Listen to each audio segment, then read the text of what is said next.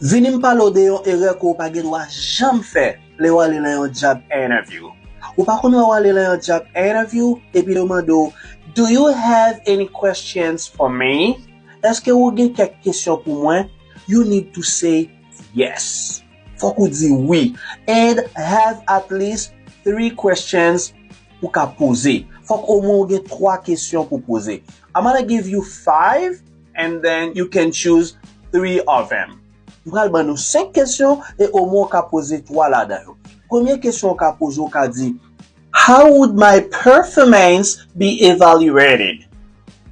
How would my performance be evaluated? Comment yo pral évaluer performance moi? Number 2, can you describe a typical day for someone in this position? Can you describe a typical day for someone in this position? Est-ce qu'on ka décrit comment yon journée travailler pour yon moun ki nan poste ça?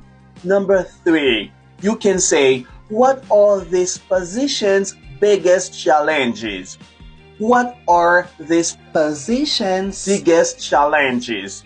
Ki pi go défi ou bien ki pi go difficulté on moun gen lè la travail nan poste ça? Number 4, comme quatrième question ka pose, what's your favorite part about working here? What's your favorite part about working here?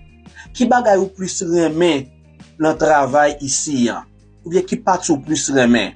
And number 5, who are the most successful people in this company and why? Who are the most successful people in this company and why? Ki moun ki plus fait succès nan compagnie ça? Alors moun au pluriel. Et pour qui ça? Alors le de qui moun nan c'est pas citer non moun nan mais qui c'est qui type de moun, comment moun qui fait succès yo yé, comment yo comporte yo. Et temzo.